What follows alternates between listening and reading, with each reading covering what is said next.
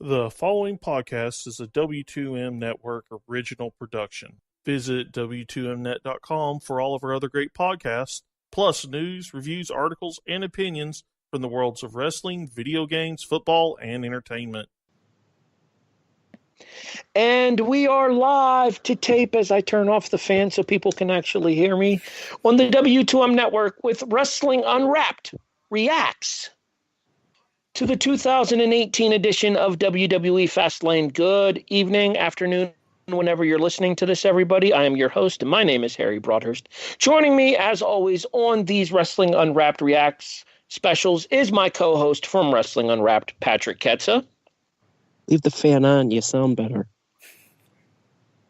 Yuck, yuck, yuck, yuck, yuck. And hold on, I got to think of one.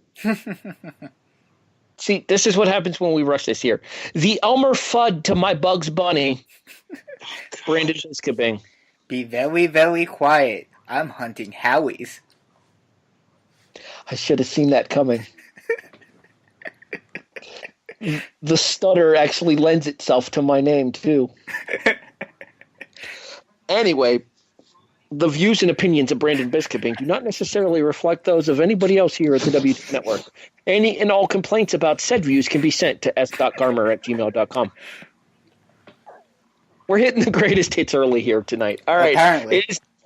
It is the 2018 edition of WWE Fastlane, or as some of us were calling it, WWE Speed Bump, the final stop on the road to WrestleMania. And for a card that I will admit that I was not super looking forward to, actually turned in a pretty decent performance tonight from the Blue Brand. I said last week I said earlier this week on the SmackDown review that they should have kept Roadblock for this pay-per-view because it makes more sense.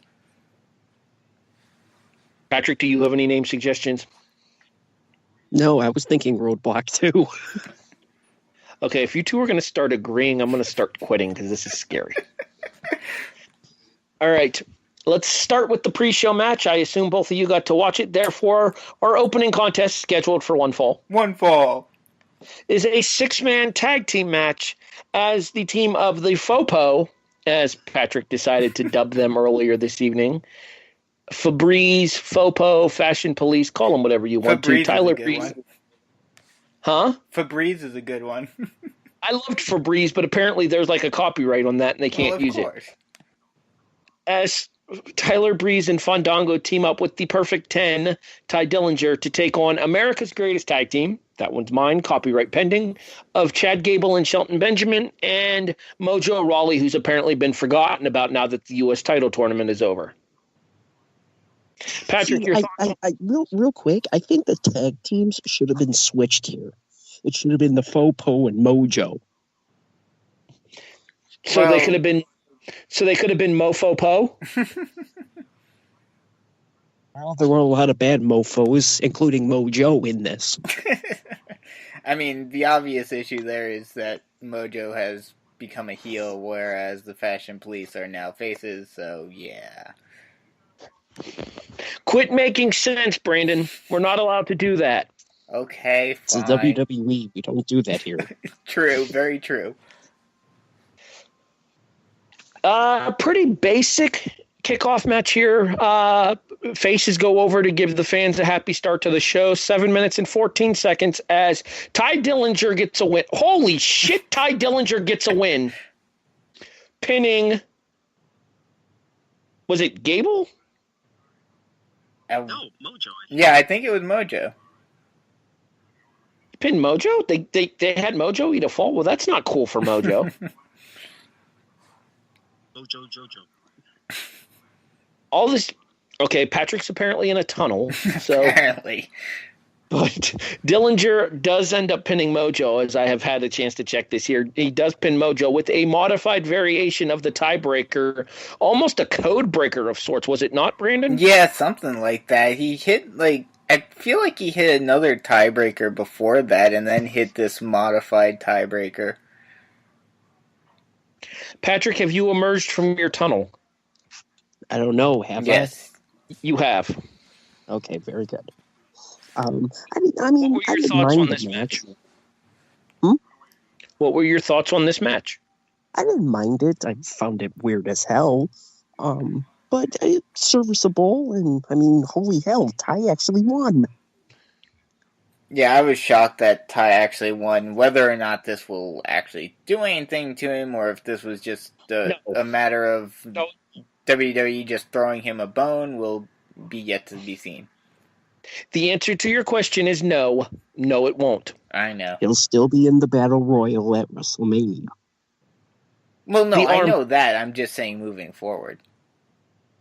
He'll be in the arm bar.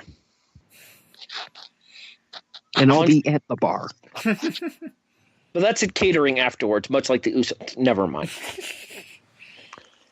That takes us to the actual pay-per-view itself here. I mean, there were other promos and stuff on the pre-show, but if you're listening to this to listen to pre-show promos, you'd be better off just watching the pre-show yourself, honestly. Because most of what happened on the pre-show I forgot about by the time the main show started anyway. Mm-hmm. And all of the promo videos ended up airing on the pay-per-view anyway. Well, that's how it works. Therefore, we move to the pay-per-view Fastlane itself here. We are in my home state of Ohio, Columbus to be specific, as it is the Blue Brand's final stop here. We open with a singles match scheduled for one fall. One fall. As Shinsuke Nakamura takes on Rusev. And, okay, first of all, do you guys know what day it is?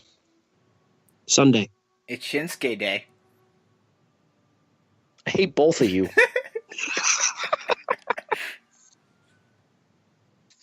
Although I will say that Shinsuke has a surprisingly suave voice. Yeah, he does. Yeah.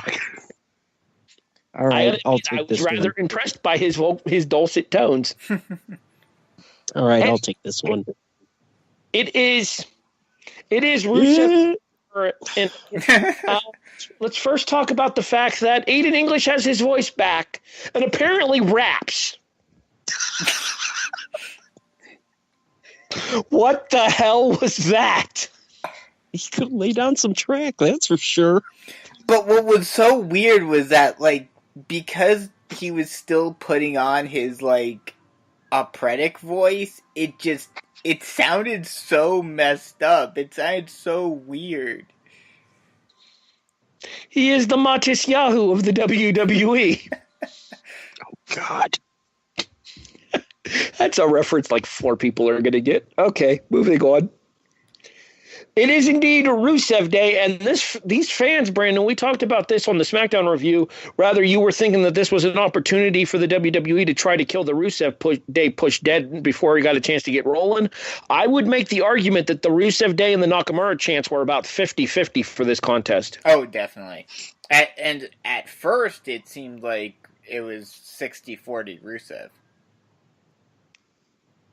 A very well done, very hard-hitting back-and-forth match follows. Well worth checking out, in my opinion. It might have been the best match on the night to me. And in the end, hold on, have to warm up the voice for this. Because it was not 1, but 2. Kinshasa!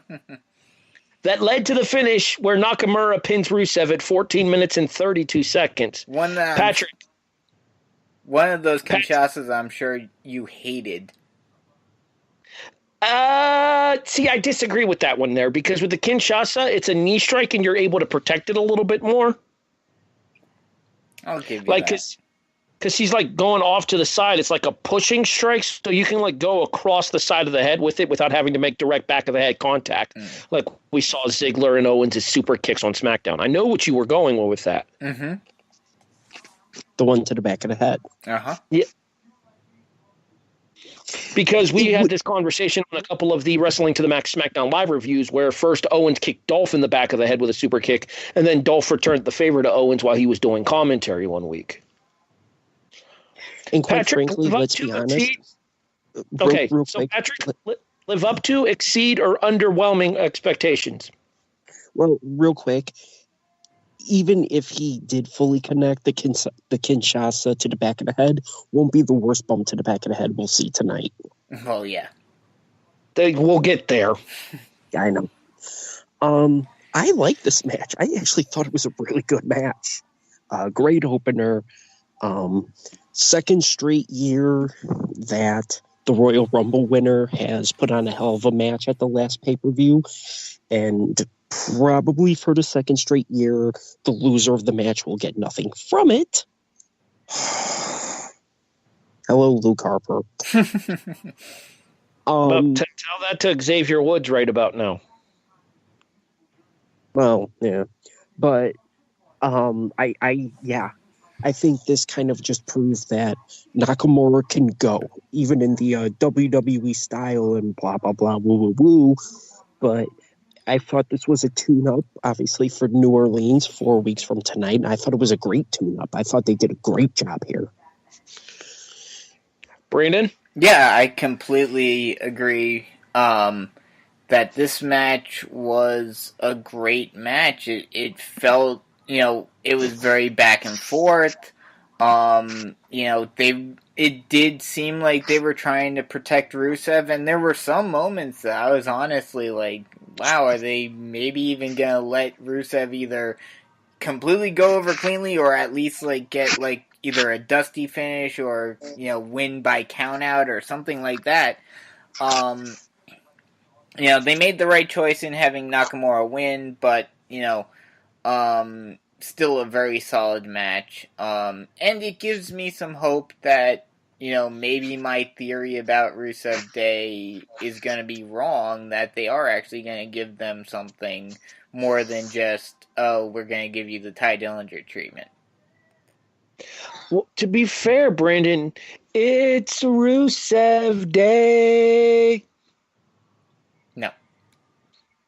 And let's be honest, Rusev is already getting better treatment than Ty Dillinger. He's actually on TV. Well, he wasn't on TV for 2 or 3 weeks before a couple of weeks ago. Still on TV more than Ty. True, I'll give you that. I'm going to agree with both of you. In my opinion, this was the sleeper of the show, and it completely and totally delivered, especially given the disappointment that we would have a little bit later on with a match that a lot of people were looking forward to. As you mentioned, Patrick, this was an excellent sign of Shinsuke working within that WWE style. We kind of saw him do that to an extent in his match with Sami down in NXT, but that was also very indie-based as well there, whereas this one right here was more of your traditional WWE style, playing towards the crowd, playing towards the cameras, and making everything happen for a reason as well. I had no complaints about this. Fantastic choice for an opening match. I think, considering how both of them have both progressed and how good they are, that AJ Shinsuke, even on a WWE level, is going to steal the show at Mania, hands down. And it probably won't be your typical WWE match anyway. Yeah. Well, you wouldn't expect that between those two anyway, but I think it's going to be a lot more of a WWE-style match than any of us would have thought, even 6 months ago. We'll talk about this a little bit more once we get to the heavyweight title match, so be prepared for that. I have a question about Shinsuke AJ to ask you guys later. Spoiler alert for the main event. Oops. Anywho, our next contest, scheduled for one fall, is the United States title match as champion Bobby Roode defends against challenger Randy Orton. I had a lot of people saying that they weren't looking forward to this match, Paul Leeser, because they weren't exactly a fan of the style that both of these guys work, Paul Leeser. That being said, in my opinion, this was actually pretty good from both of these guys. I think that they worked to their strengths, which to some people might be considered a weakness, by having a more psychology-driven contest than what we saw in the opener and in what we saw in the tag team match here. And I'm okay with that to an extent because it's a variety of styles that I think helps makes these shows stand out more rather than having every match come off very similar. Yeah. In the end, we crown a new United States champion as Randy Orton pins Bobby Roode with an RKO after Roode tries to jump off the second turnbuckle like an idiot. To hit the flying nothing. As I've made the joke on SmackDown Live before, that was an RKO out of somewhere. Because Bobby jumped right the hell into it. And at 19 minutes and 30 seconds, champion. Brandon, you go first on this one. Yeah, I mean, I said it in the group chat. This did not feel like your typical WWE match. This felt like an indie New Japan type match. lots of kickouts of finishers, lots of false finishes, lots of finisher reversals, and just a really well played out match. And I honestly would say I'd probably give this the match of the night for myself, but at least I'd definitely say it was a big it was definitely a a very big match and a very big sleeper pick for match of the night tonight. Both of these guys went really well, really hard, and they made the right choice too in terms of I'm okay with Orton winning. I would have probably preferred to see Bobby win it, but with what I'm anticipating them doing for Mania, I'm okay with it. But honestly, knowing how WWE books these kinds of things, for like half the match I was waiting for Jinder's music to either hit or for him to come in from out of nowhere, no pun intended, to hit both of them with the Colossus and have this end in a no contest, thus setting up the triple threat. Well, I don't think we're getting a triple threat though, Brandon, and I'll talk more about that a little bit later on, because I'm gonna kind of give some WrestleMania preview and predictions once we get past the main event here. Okay. So I'm gonna talk more about my idea a little bit later on there. I do think that all three of these men will be involved in the U.S. title match at WrestleMania, but I don't think it'll be simply a triple threat. I'll agree with that. Oh God, Patrick, what were your thoughts on this contest? I mean, let's be honest, from what we were talking about in the chat, yes, Bobby Roode and Randy Orton can be two rather boring wrestlers. They can't be. I'm not going to deny that. And I would say the first quarter of this match was kind of heading that way. But I thought once they kicked into kind of the second gear, I thought things really, really turned up, and it turned into a very fun match. I really enjoyed this. Didn't really enjoy, the end to the segment because, I mean, I know that they want to give Jinder something, but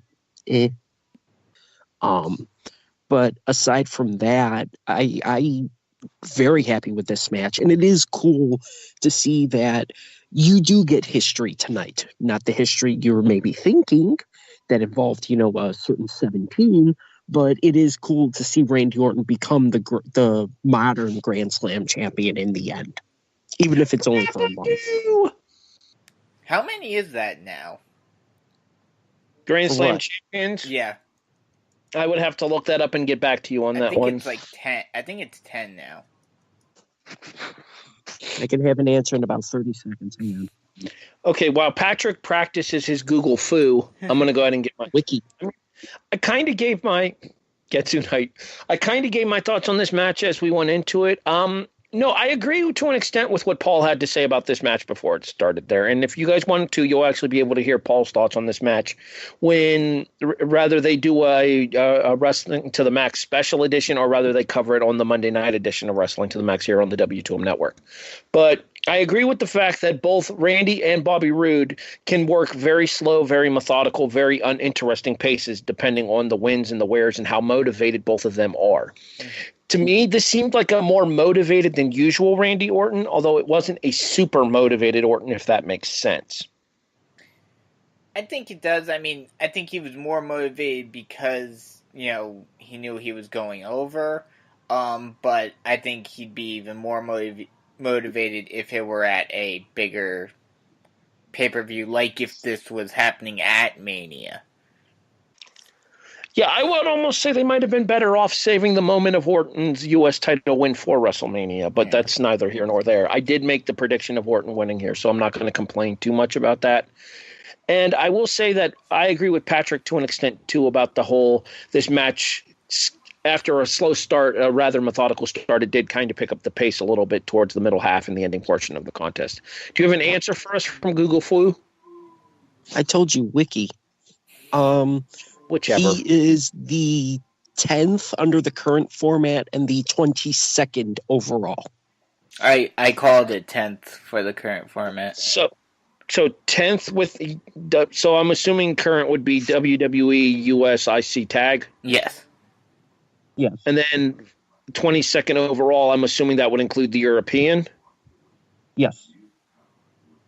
Okay. Actually, the old format was Intercontinental as the secondary, so you had to win that, and you had to win either the Hardcore or the European, plus a tag and a world. Did you hear a word he just said, Brandon? I heard some of it. Can you hear me now? Yes. I can. Try that sentence again. The old format, because there were 5 championships to win, you had to win the Intercontinental, you had to win a World, you had to win a tag, and you could win either the Hardcore or the European. Now, here's my question. How many people have the complete slam there then? How many people have all of those belts? I think it's like 4. 2. Angle and Van Dam? Not even close. One of them's one of your favorite wrestlers. Jericho. And Jeff Hardy. Huh. Really? Except for, well, yeah, because he's got a World, European Hardcore. Okay, well, Patrick has more phone difficulties. I can say for a fact that I know that Kurt Angle was part of that group. I think he's going away from his mic. That's the problem. I'm not. I'm right here. Oh, okay. Well, then what's happening is you're fading in and out. So you're probably in a part of your place where you don't have great reception. Great. All right, we'll try to get through this. Yeah. Best I can do, unfortunately. Just because I know it pisses certain people off, Team Glowfire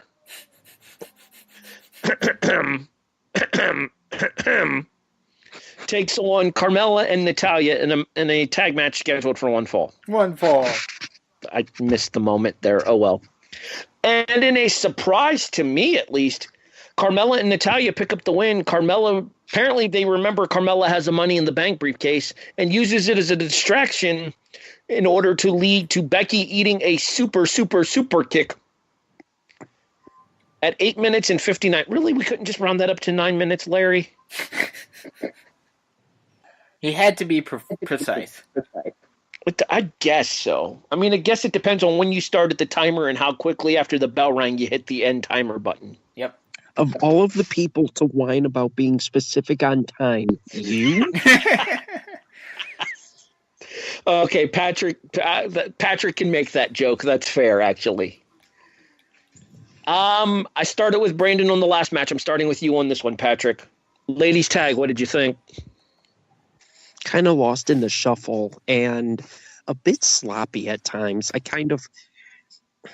Between the 4 of them, Carmella still looks kind of lost to me. And at times seemed like she was preventing Becky and Naomi from hitting some moves, for them having to wait for her. And it kind of made for an awkward match. It felt like when Natalya was in, things were much smoother. Not a terrible match, but I probably would say, for me at least, the worst on the card, because it wasn't great. They did not mesh well. Brandon? Yeah, I mean, I would have to agree with that. It was kind of just, it felt like a very much just a filler match to me. The only way that I thought, and I think a lot of us thought, when this was placed where it was that this is setting up for a potential cash-in later on in the night.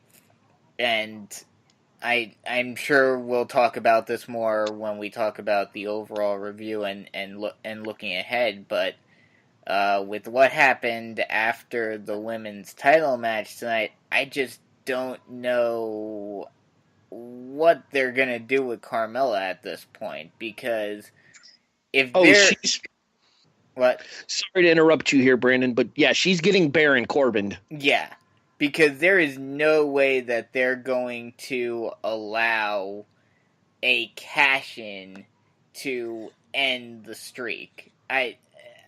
No. The hell they won't. You shut your mouth. No. I know I saw you and Taylor talking about it in the group chat, Patrick, but I don't see it. I get the idea behind it, and yes, it would be fantastic for the amount of heat that it could potentially draw towards Carmella. The problem is that might be X-Pac heat. Yeah, it would be more so heat, not so much on Carmella in a kayfabe sense. It would be heat on WWE for doing such a boneheaded decision. It would be like the heat that Scott Hall got on himself after the whole Goldberg thing. The taser to end the streak at Starrcade 98? Yes. Available in the Wrestling Unwrapped archives, might I add. No, it's not. Yes, it is. Who'd you do it with? I think that was a Jared Hawkins show. Okay. As of right now, I would say by April the 10th, Carmella is the champion.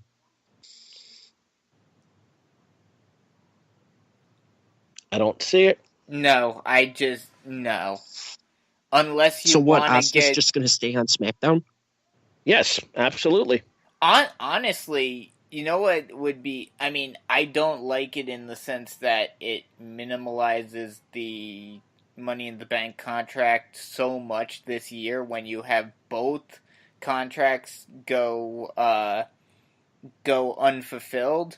But honestly, to basically one-up the boneheaded move that Corbin made, the best way to handle Carmella at this point, especially with how they've been using it so far, is just have her, either keep on flaking out on cashing it in, or, have her forget about it until July at the next Money in the Bank pay-per-view, and then just have June. it be stripped because the time ran out.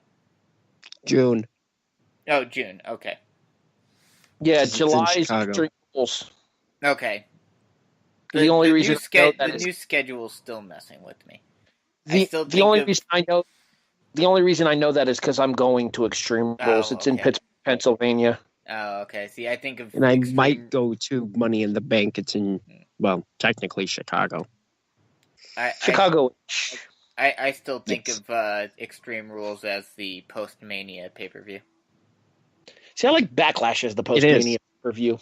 It is again? Yeah. Good. All right. Shall we move on then, gentlemen? Let's do it. Our next contest is a tag match scheduled for one fall. One fall. And it is the tag team titles on the line as the Usos defend against the New Day. And Patrick and Brandon, before we actually discuss this match, I feel the need to give credit to one of our co-hosts, Brandon. Okay. Liz Puglisi called this clean. Verbatim, she called this. Yeah, I know. It's on the W2M Fastlane predictions page. She did the write-up for the match, too. The Bludgeon Brothers interfere, and the match goes to a no contest. And at 8 minutes and 56 seconds, that is exactly what happens. Unfortunately, that's not what people are going to be talking about, is it, Patrick? Because part of it is they beat the high holy hell out of everybody. That crossbody on the outside to Big E looked really good. I can't say the same about the powerbomb. That crossbody would put Bray Wyatt to shame. Rowan got some ups on that. Do we address the elephant in the room here? I mean, do we want to talk about the match at all? I mean, we're kind of doing it a disservice by just glossing over it. I mean, it went, only 8 minutes? 9. Oh, okay. But, I mean, it was a solid match, but I think, at least in part, because they knew what was about to happen, we've seen much better matches between these two teams. So, I mean, there were some decent spots, but nothing really to write home about. Nothing as compared to, like, the Hell in a Cell match or, a lot of their other matches previously in 2017. Even with them stealing each other's signatures? That was cool. That was nice. Trying to compare this to the Hell in a Cell or the SummerSlam match isn't fair to either of those matches. That being said, though, I did think that the stealing of each other's moves and signatures and stuff was very clever, and it shows just how well these two teams know each other. Yes. Oh, yes. The spot with Xavier calling for the splash was a great spot. The double loose? Yes. In the end, though, everybody's going to be talking about what happened post-match here. We already talked about the crossbody to Big E. Jey Uso, I think I said before, I can't tell them apart when they're in action. Gets cross-checked over the barricade into the front row. Jimmy gets victimized by a double splash at ringside. Kofi Kingston eats ring post, and frankly, the four of them got it better than the other guy did. Mm-hmm. That's an understatement. Yeah. The Killer Elite Bomb to Xavier Woods on the bottom half of the ring steps, and either the Bludgeon Brothers screwed up or Xavier forgot to tuck. I'd have to watch it back to see. There is a GIF going around. I will send it to you once we get done with the show, Brandon. You'll see exactly what I'm talking about. Where, clear as day, Xavier smacks the back of his head off the ring steps on the Killer Bomb. I know we were having this conversation when I talk about the W2M group chat. We have these conversations throughout the pay-per-views and stuff, so I'm going to reference the stuff we talk about there because it's kind of like a live stream of consciousness going on in there. We had this conversation when this happened there. If that was a sell, then all credit to Xavier because I hope to God it was. Mm-hmm. Yeah, that was one of those that it actually started to get uncomfortable to watch. The only reason why, and I mean, we'll obviously find out more tomorrow and on Tuesday, but the only reason, and maybe this was just, a production thing where they didn't know how serious it was and they were still just doing it just to get the effect and whatnot. But I feel like if it was as bad as it looked legitimately, that they wouldn't have been showing him as much post-match when they were putting him on the stretcher and all of that. So I'm hoping that indicates that it is just a really good sell job by Xavier and that he'll be okay. But we'll see where it goes. The thing that I want to mention here, and by the way, Brandon, check your messenger. Yeah. The thing that I want to mention here is the fact that the update that was given on a little bit later on in the show in regards to the something with the spinal injury that Tom Phillips mentioned there. Mm-hmm. I'm going to hope that was a work because that very realistically could have been a spine injury on that kind of a bump. Yeah.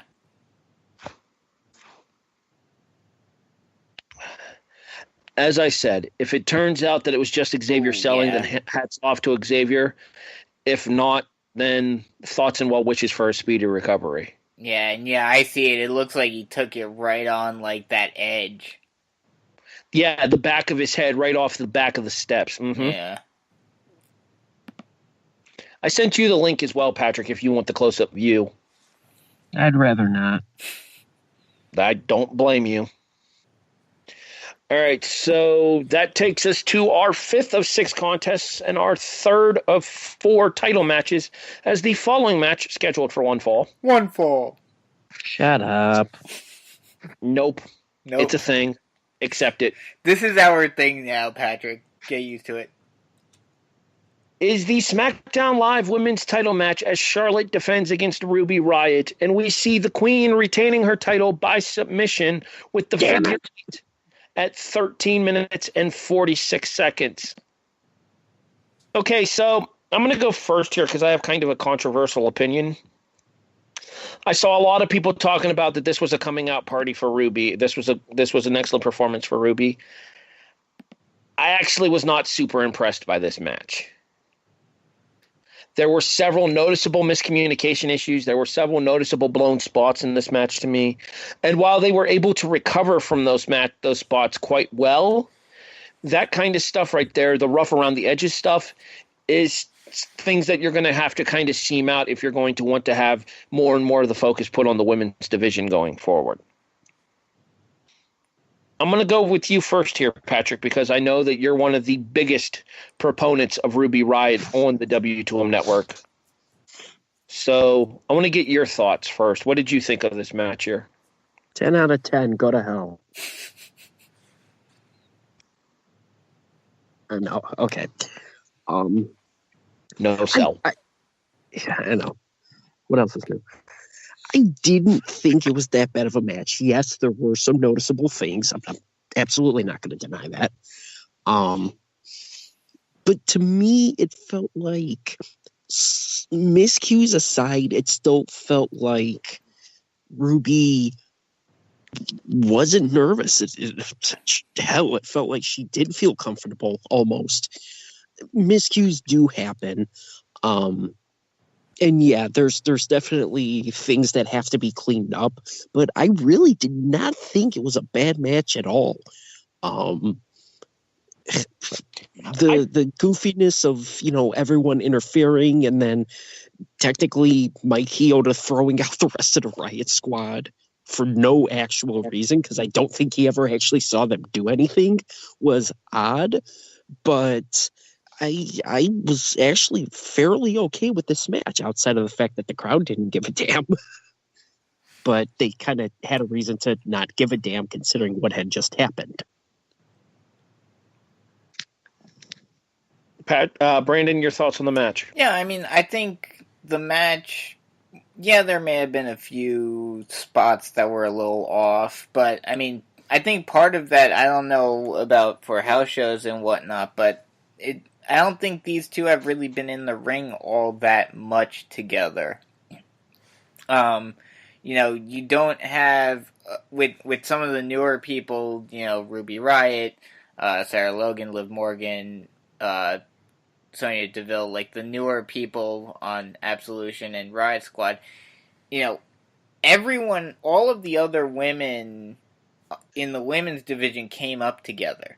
So they're all familiar with each other since their NXT days. Whereas the newer generation who's coming in, they don't have that familiarity yet. So they're going to have to build it eventually, and they will build it. You're not going to get 5-star matches with these guys because they don't have that familiarity with each other that the older ones do, because they've been together since 2014, so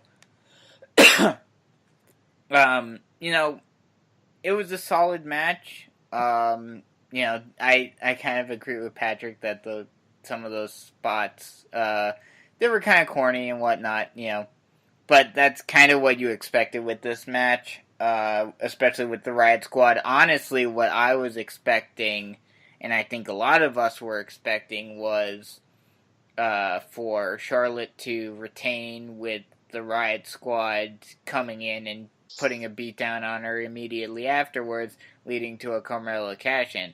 Obviously, that didn't happen. But see, I had different. Yeah, I didn't see Carmella cashing in tonight because I had already seen kind of the rumors as far as what was going to happen with Charlotte at Mania. I mean, I saw my honest thinking, and it got thrown out the window when they ran out during the match. I was thinking Charlotte wins, Riot Squad jumps her. Becky and Naomi make the save after the match, and Becky turns on Charlotte. to set up that match, and Asuka goes with Alexa. But once Becky and Naomi ran out halfway through the match, I, realized I'm like, all right, well, that's shot to hell. Mm-hmm. Yeah, well, somebody you did mention did make a pretty big impact here, though. Yeah, she did. Yep. And we talked about, I remember us specifically talking about this on the SmackDown review, Brandon, about being pissed off that they gave away Asuka and Alexa on Raw for free, because that should have been the Raw Women's title match. Well, now we know why. Yeah, well, apparently the reason they gave away Asuka and Alexa for free on Monday Night Raw is because they're going with a different first-time ever women's match for the title at WrestleMania. As Asuka comes out, gets into the ring into a stare down with Charlotte, and then points to the WrestleMania sign to make her challenge official. It will be for the SmackDown Live women's title at WrestleMania, the Queen Charlotte defending against the Empress Asuka. Patrick, is this the best match they have in the women's division right now? I'll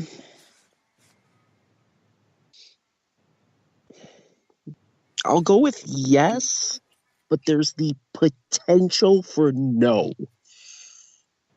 Because with these two, you pretty much know that you're probably going to get, a match that will be as remembered as, like, Mickey versus Trish, though for different reasons. But a match that will be remembered for years. However, if, and I'm saying if, they were to go with Sasha versus Bayley, and you get Sasha versus Bayley akin to what you got in Brooklyn, then no. It would be Sasha versus Bayley that would be the best match. However, of the actual set matches, what we know we're getting, yes, this is the biggest you can get. This is the best you can get. See, I don't know if I agree. I think that, I love Bayley. I've always loved Bayley. I think Sasha's slightly overrated, but that's personal opinion. I'm just going on that match, though, on the Brooklyn match, which was incredible. I don't disagree. Sorry, Brandon, but I'm going to cut you off here. I don't disagree with you that the Brooklyn match was incredible, but I do think that Charlotte and Asuka are capable of more together than what we even got from Bayley and Sasha in Brooklyn. I'm going to agree with Patrick to an extent. I think on a technical level, this is definitely the best match that we can get in the women's division. But in a storytelling level and in terms of, how memorable it would be and how well it would be received and all of that, all of the outside aspects, outside of the ring aspects. Sasha Bayley, if you did it right, if you did it the way they did in NXT, would be the better matchup. We may still end up getting Sasha and Bayley at WrestleMania. I wouldn't be surprised if those two against each other ends up as a pre-show match at WrestleMania, honestly. Not a chance in hell. Yeah, because of Sasha. Not a chance in hell. I don't know. I don't think they'd put it as a pre-show match for one, and I think those two would say they're going to need time to do what they want to do. Okay, you say that, Brandon, but at the same time, let's look at the Neville and Aries match from the pre-show last year, and they got almost 19 minutes in the ring with each other. True. I'll give you that. All right. We move on as we come back ringside for our main event, a six-pack challenge scheduled for one fall. 5 falls. I would have liked it to have been for 5 falls, but that's not the way the six-pack challenge crumbles. Before we get to the match, Shane McMahon comes out to dance to ringside, and, some shenanigans are about to be afoot. As soon as he came out, I turned to Tori. I'm like, I know there's some sort of shenanigans that are going to be coming into play in this as soon as he came out. To borrow a line from the WWE's favorite recording artist, it's going down for real. Oh, my God. Yeah, I feel like a sellout for even doing that. I apologize. I'm gonna go. I did not give you the green light on that. Nice. So are you saying I spin your head right round? Oh, God. We can do this all night, Patrick. Don't tempt me.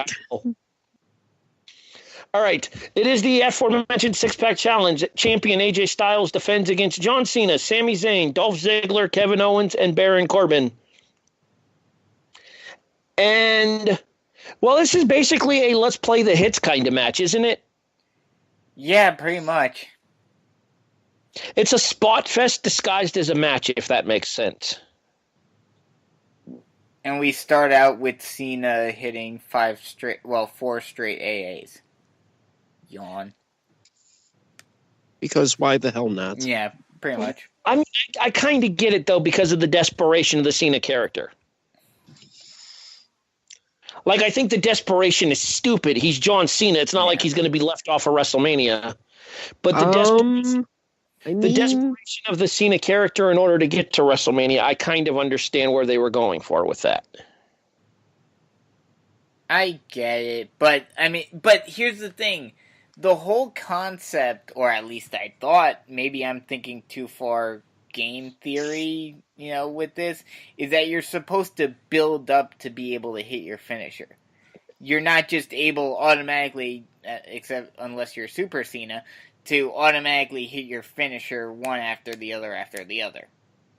Okay, to be fair, though, it's basically a fireman's carry, Brandon. I get this. It's not exactly like it's the most visually impressive of finishing moves.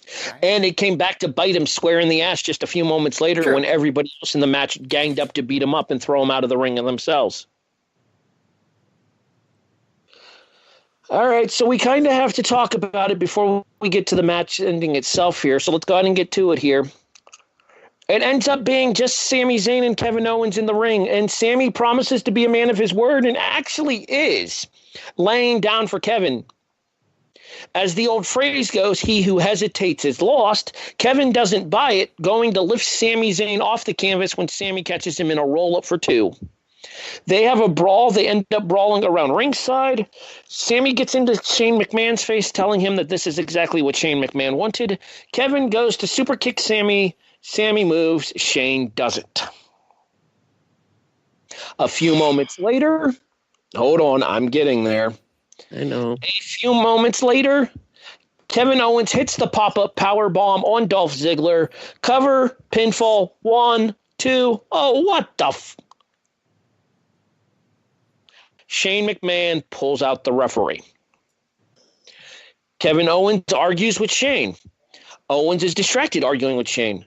Owens proceeds to get his block knocked off with a haluva kick. 1, clean. 2. Shane pulls Sami Zayn out of the match. I get the why.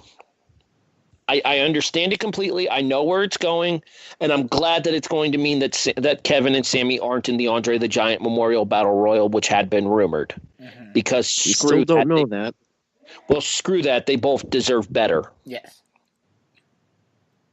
That being said, and I'm not going to go into full details here because nobody needs to know about the kind of arguments that go on between us as a group because it's multiple personalities. They clash, tempers flare, shit happens. That said, I understand the appeal of a Shane McMahon match at WrestleMania, even though some people don't. He appeals to the casual fan base, to the people that were watching back when Shane was first around with the company during his formative years, back when he was being trained with Tom Pritchard, back when he was running around with the Ministry and the Mean Street Posse. Shane is nowhere near the young man that he was back then, but to those of us that were watching back then, there's a certain level of nostalgia in seeing Shane in the ring. Mm-hmm. Not to mention, Shane's going to be used to put over these people. Yep. Shane put over AJ at WrestleMania 2 years ago. Shane, was it last year? Yeah, because 2 years ago was AJ, and 2 years ago was AJ and Jericho. Shane lost to Undertaker 2 years ago. The point of which being that while some people may be against it in theory just because they don't want management wrestling, this has been what the WWE and the McMahon specifically do since 1998 when Vince McMahon became a character himself. Yeah. You don't necessarily have to like it, but you can understand where it's coming from. Patrick? All right, I'll start with this. Shane screwed them both. That was a BS thing. I'm not going to argue that. I'm not going to fight that. I'm not going to deny it.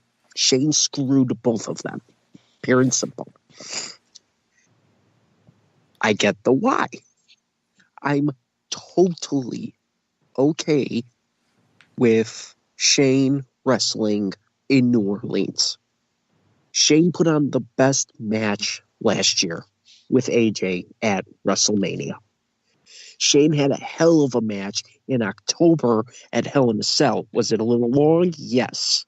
But I thought it was a pretty damn good match for the Hell in a Cell match. I don't know how they're going to do it. It might be a triple threat. It might be, I doubt it'll be a handicap. It might be a tag match of some sort. We'll see. Yeah. But if you're not okay, and yeah, I'm going to call out. Don't. No. I'm going to call out parts of it. If you are not okay with Shane being in a match, but you are okay with Stephanie being in a match, that's being hypocritical. In my case, I'm okay with both. Because they're playing into a story. They're going to lose in the end. They're going to help put over whoever they're going to put over. I'm okay with it. But yes, Shane screwed them tonight. How is Shane the good guy here? Yeah, that's my bigger problem with this whole thing. Like, in the beginning of this, there was that gray area where, you could say, okay, Sami and Kevin are being jerks and Shane's just trying to get, payback for, Kevin attacking Vince and all of this. But now it really is like, how is KO and Sami and Daniel, how are they the heels in this? I stand by my statement that I made before. I think this leads to some kind of tag match. Mm-hmm. And in the end, Shane will do what's right for business in putting Kevin and or Sami over, depending on whether we end up with a tag match, whether we end up with a triple threat like Patrick suggested, even though we have enough triple threats on the show already. Mm-hmm. Where I differ here is that you can be okay with Shane. You can be not okay with Shane being involved in a match here. You can be not okay with Stephanie being involved in a match here. But at the same time, as somebody who's watched this company for as long as I have, you have to understand that this is the way that the McMahons work. They involve themselves in storylines. They're very hands-on with the product. And just because certain other promotions aren't hands-on with the owners and or bookers being this involved with the product, and that's an exact reference to the exact place people think it's a reference to. Even though they do sometimes, albeit not as much, they do get involved in certain levels. Well, Giddo. Anyway.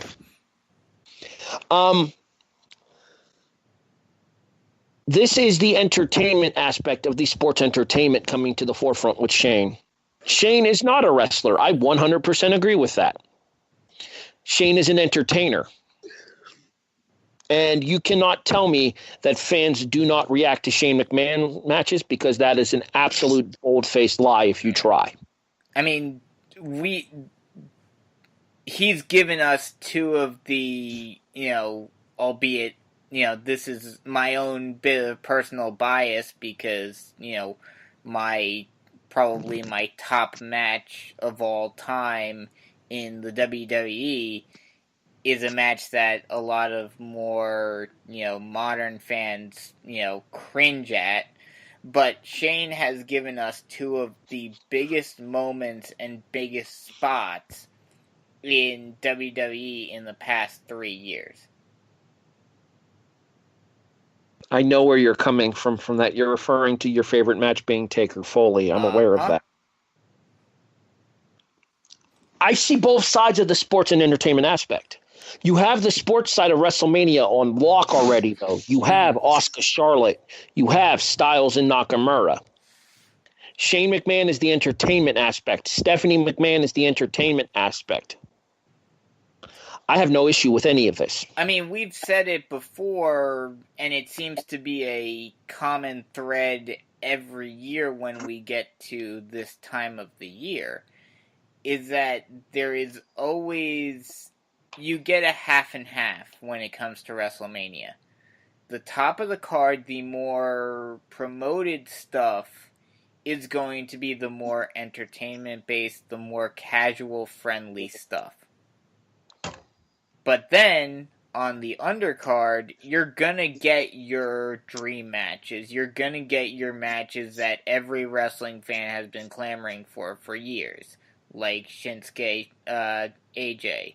Like Charlotte, Asuka. You know, you're gonna get those big-time wrestling matches. Still. They may not be in the spot that you want them to be, but they're gonna be on the card. Patrick, do you have anything else to add here? No, not right now. All right, with that being said, the finish does see AJ Styles retaining the WWE Heavyweight Championship as he pins Kevin Owens with a phenomenal form at around 22 minutes flat. This takes us to Styles and Nakamura at WrestleMania. First, I want to get your guys' thoughts on this match. Then I have a question to pose to both of you before we get into our big finish for tonight's show. So, Brandon, what were your thoughts on the match in general, not just specifically the Shane, Kevin, Sami situation? I mean, the Shane, Kevin, Sami situation, I get what they're trying to do with it. I like that they're doing this instead of what we've seen the rumors being of them just tossing Kevin and Sami into the Andre. It sounds like they're actually going to do something with them. And in spite of what some people think, you know, being placed against a McMahon does give you a level of credibility within the company, and a lot of people have said, you know, Vince, and I think, you know, to a lesser extent Shane and Triple H, do not allow just anyone to step in the ring with them. It's only the upper tier guys. So this, while this hasn't been the greatest of years for Kevin and Sami, hopefully this is a sign that maybe following Mania, hopefully this will be the giant culmination which we thought would happen at Mania, or not at Mania, at Hell in a Cell, but with Sami's interference, obviously it was extended. Hopefully Mania is finally that big blow off to whatever, you know, they have planned for this, and then they can move on and hopefully have some better opportunities in 2018. Kind of like how Styles, after his match with Shane last year, went on to, you know, get the WWE Championship and have a great run and all of this. So we saw what could happen with AJ last year. Hopefully the same thing can be said for KO and Sami. But in terms of the match itself, beyond that stuff, like you said before, it was a spot fest. And I was okay with it. It's what you expected in a six-pack challenge type match. I would have liked to have seen a little more toys come out. But like I said on the SmackDown review, and when we were previewing the show, it seems like WWE doesn't use that stuff. Like, if they say a multi-man match is just going to be a multi-man match without putting a specific stipulation on it, they normally don't do all that much with it, with the exception of maybe a table spot, which we got with the announce table with AJ. But, you know, you don't really get much in terms of other spots. But beyond that, I mean, the match was pretty much what I expected. You know, AJ went over, and that was that. Patrick? I won't lie. there was a time that I was worried Cena was going to win.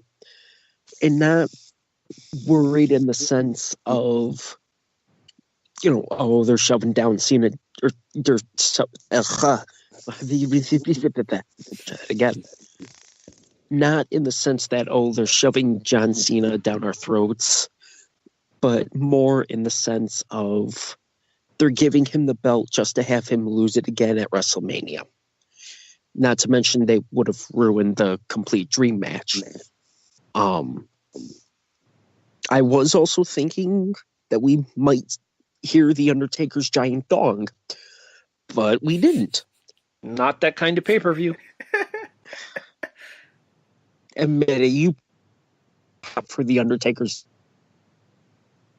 family show. Family show. You've already sworn a couple times on there. We're past family show. I thought this was just a fun throw the rules out the window match. I had genuine fun watching this, and I thought it was a really good match. Outside of the Shane stuff, starting off with 4 attitude adjustments, that was a different way to start the match. Seeing Dolph Ziggler go head first into the glass I forgot to mention Nationwide Arena. Yeah, sure. Make the guy who has a history of concussions do that. Derp. I wonder what the conversation was with WWE and I think it's Nationwide Arena. Yeah. Yeah. I wonder what the discussion was with the staff there. Oh, we wanted you to leave one hockey plexiglass board left. We just want to leave that there. That was gimmicked plexiglass. It's okay. Okay. Damn. Yeah.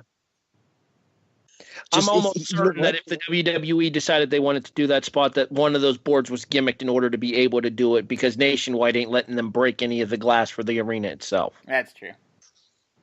And not only that, it was probably the same glass as the chambers. Exactly. Go ahead and finish your thought, Patrick. But yeah, I had a real fun time watching this. I thought it was a very good match. You know what it reminded me of, Patrick, if this makes sense? Although it wasn't quite as good in terms of the presentation as well as the quality, it reminded me of the SummerSlam main event, the Fatal 4-Way. I was thinking of that. Maybe a little less chaos and destruction from that. But yeah, it did kind of have that sense. It needed, in order to get more destruction, it needed about 100% more Braun Strowman. Yes. Exactly. All right. About 75% more. And about 75% more Samoa Joe. Yes, 100%. Well, in fairness, all WWE needs about 75% more Samoa Joe. Anyway. Because the numbers don't lie, and they spell disaster for you at Fastlane. He's fat!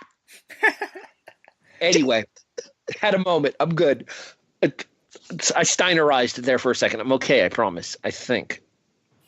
If I have a 66 2/3% chance of winning this match, and he has a 1 in 3 chance of never mind. Anyway.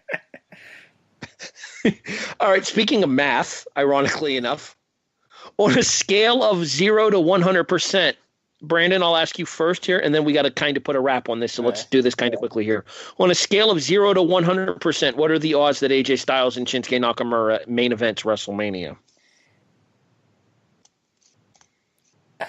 I'll be generous and say 5%. Patrick? 141 2/3. God damn it. You set that one up, buddy. Yeah, right into that one. I'll probably be as generous. I think at this rate it's third on that list, so I'll say 10%. See, I think it's going to be somewhere in the neighborhood of about 25%. It's either going to be one of I think we can all agree it's going to be one of 3 matches. It's either going to be the mixed tag match, Roman and Brock, or AJ and Shinsuke. Mm-hmm. But I just think that especially with real quick, unless we get Cena Undertaker, in which case that might shoot to the main event. That is true. But especially if we get that, all three, like I was talking about before, you know, WWE, especially at Mania time, is trying to make that balance between, you know, the big time stuff that's going to bring in the casuals and the more, you know, smart friendly wrestling matches. But when it comes to the placement on the card, they will almost always go with the match that will draw more eyes as the main event over the, you know, the more anticipated wrestling match. So that's why I don't think there's hardly any chance that Shinsuke AJ goes on last. I will say that I was surprised that Taker and Roman went on last year. I thought for sure it was going to be Brock Goldberg. I think that was only because of, and, you know, we're still not 100% sure, but I think that was only because of the implication that it was going to be Taker's last match and having that moment of him putting his, you know, jacket and hat in the center of the ring and then leaving as the final shot that you saw of Mania. I think that's the reason why you got it as the main event. All right, gentlemen, we've been doing this review now for an hour and 10 minutes. It's time to wrap this up here. It is time for your big finish here.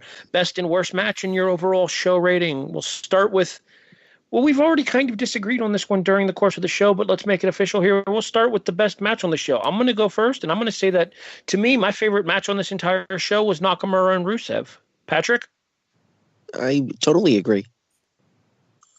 Brandon, you disagreed. Which one was your favorite? Yeah, I'm going to disagree with that. My favorite, just in terms of the quality of the match and everything, I'm going to go with Roode and Orton. All right, this is not a knock on this match. It's just the fact that given everything that happened on this show, it was the least relevant to me. The worst match on this show was the women's tag match between Becky and Naomi against Carmella and Natalya. Patrick? Totally agree again. And sorry, Carmella, but it just feels like you're not ready yet. Brandon? Yeah, I agree with that. It just felt like a filler match. Now we get to the part where things get kind of interesting here. This is your their final rating. I'm trying to remember what I gave Elimination Chamber. I think I put it somewhere around a 6. I think you gave it something like that. Fastlane was way better to me. It did enough here at Fastlane that while I may have disagreed with some of what happened here, there was more than enough here at Fastlane to get me excited to be officially on the road to WrestleMania here. I'm going to give the 2018 edition of Fastlane a 7.5. Patrick? Damn it. Yeah, I thought this was a well above average card, you know, with really only one flub of a match, being the women's tag match. Sorry, guys. Yeah, I totally agree. A 7.5, well worth the watch.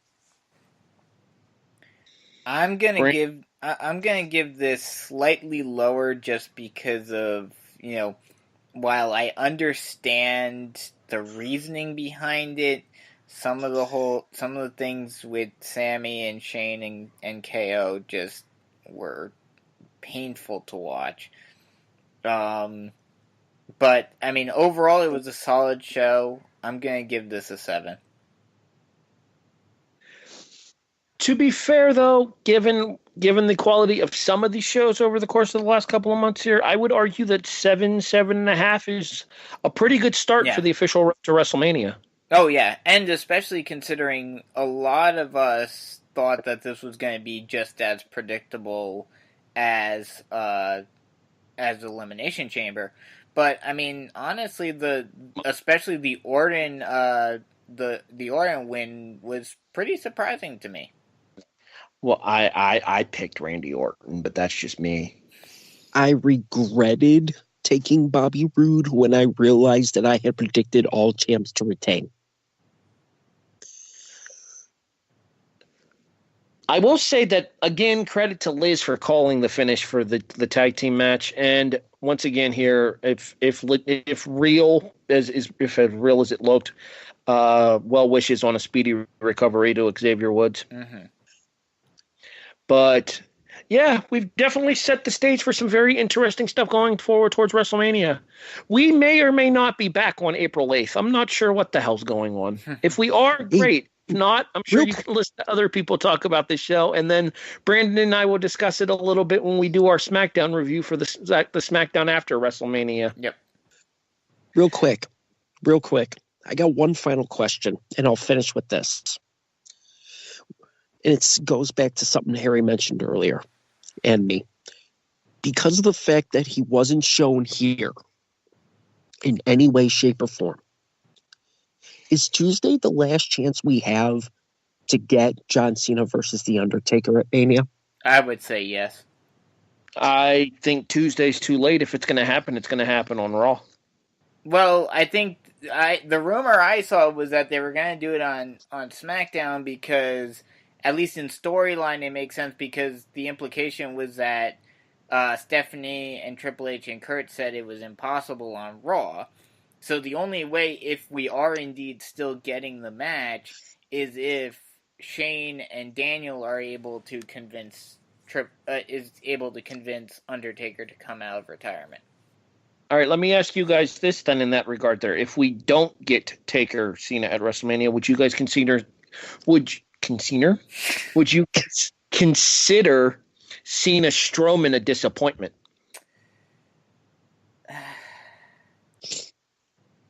I don't think I would. Yes, not for Cena, but for Strowman. I'd agree. Honestly, I think and I know, Cena's name is still huge and everything, but if you wanted to solidify the middle of the card for Mania, and I was saying this even before tonight happened, now even more so, you could do it, and you could even potentially have him win it, and then start his open challenge again and everything, and build off of that. Put him in the U.S. title match.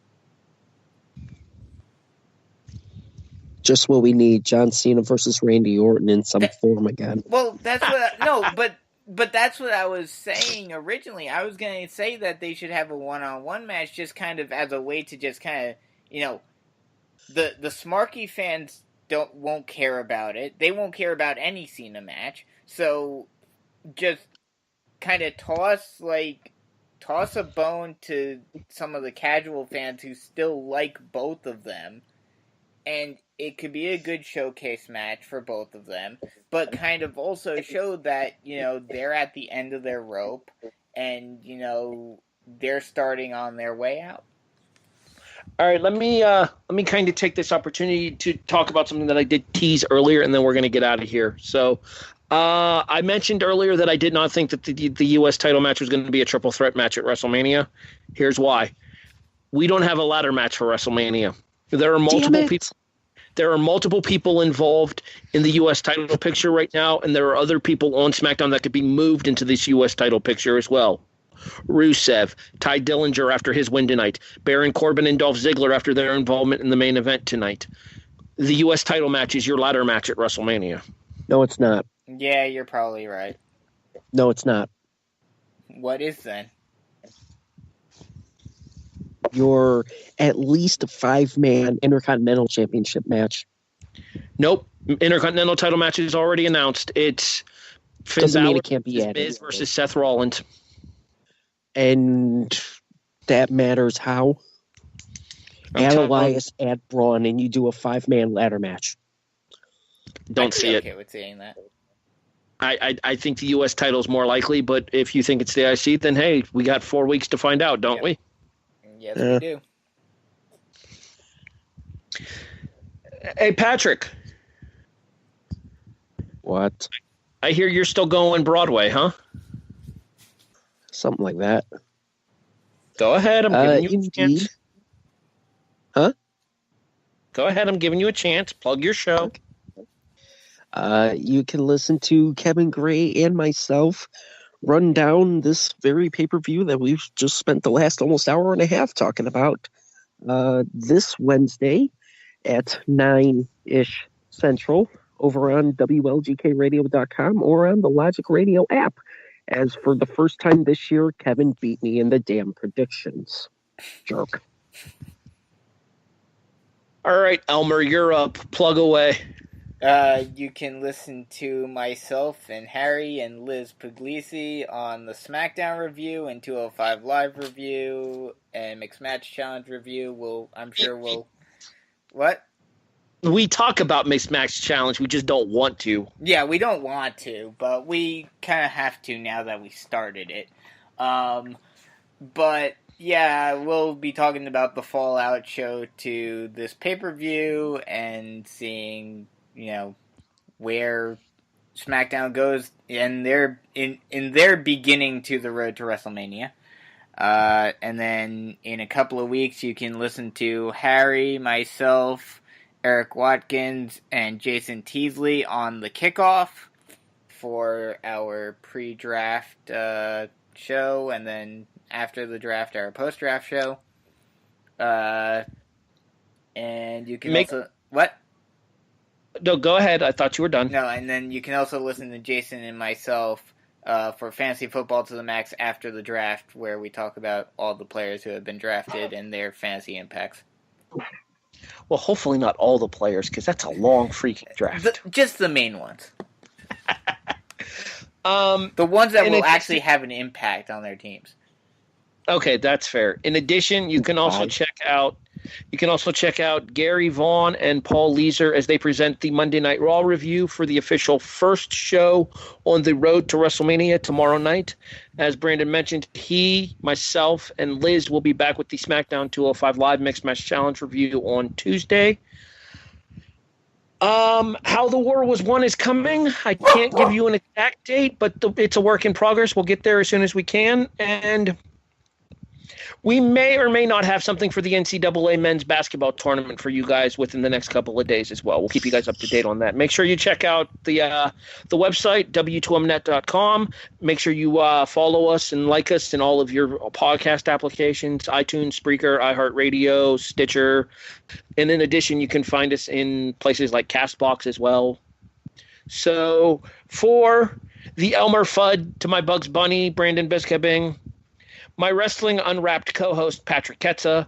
My name is Harry Broadhurst, and this has been Wrestling Unwrapped Reacts to the 2018 edition of WWE Fastlane. Thanks for listening, everybody. We'll catch you guys down the road.